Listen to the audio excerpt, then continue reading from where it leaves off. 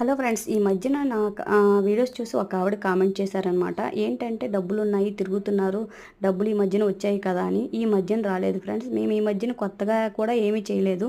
మేము కష్టపడిందే ఫ్రెండ్స్. మా తాత ముత్తాతలు ఎవరు ఇవ్వలేదు, మా అత్త మామలు ఏమి ఇవ్వలేదు.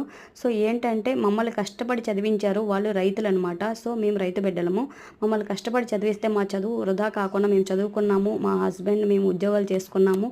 ఇప్పుడు మా పిల్లల్ని మేము చూసుకుంటున్నాం అనమాట. మేము కష్టపడిన వాటితోనే మేము సుఖంగా బతుకుతున్నాము.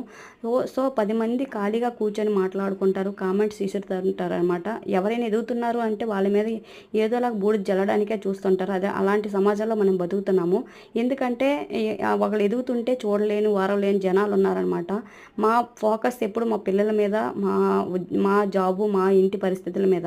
సో బయట వాళ్ళకి ఎలా ఉంటుందంటే, ఈవిడ ఎవరితోని మాట్లాడట్లేదు, 10 మందితో కలవట్లేదు, మీటింగ్స్ రావట్లేదు అని చెప్పేసి. బయట ఈ మధ్యన మీటింగ్స్ ఎక్కువైపోయాయి ఫ్రెండ్స్ చాలా మందికి. సో ఇలాంటివి పక్క చుట్టుపక్కల వాళ్ళు కానీ, లేదంటే ఇలా యూట్యూబుల్లో కానీ కొంతమంది పని పాట లేకుండా స్క్రోల్ చేస్తూ చూస్తూ ఉంటారు. చాలామంది, కొంతమంది మంచి వాళ్ళు ఉన్నారు, అలాగని చెడ్డ వాళ్ళు కూడా ఉన్నారు. సో మంచి వాళ్ళు ఏంటంటే, సరేలే అయితే సపోర్ట్ చేద్దాం, లేకపోతే లేదు, లైక్ చేస్తే చేసాం, లేకపోతే లేదు అని చెప్పేసి ఉన్నవాళ్ళు ఉన్నారు. కొంతమంది ఏంటంటే ఊరికి ఎందుకు పోవాలి, వాళ్ళకి దురద ఉంటుంది కదా, అది ఎలాగ తీర్చుకోవాలో తెలియక ఏదో కామెంట్ చేస్తూ ఉంటారనమాట. ఇలాంటి కామెంట్స్ అనమాట. డబ్బులు ఉన్నాయి, తిరుగుతున్నారు, బాగా జలసాలు చేస్తున్నారు అని చెప్పేసి.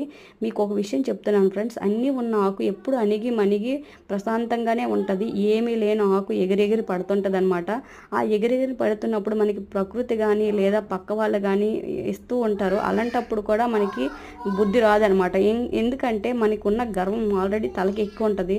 మనల్ని చూసి మన పిల్లలు ఏం నేర్చుకుంటారంటే ఇదే నేర్చుకుంటారు అనమాట. సమాజంలో కొంతమంది బాగా బతికినా, కొంతమంది అలాగే ఉన్న దానికి కారణం ఇదే. మనం ఎలా బతుకుతున్నామో చూసి మన పిల్లలు ఇంకా ఇంప్రూవ్ అవ్వాలి.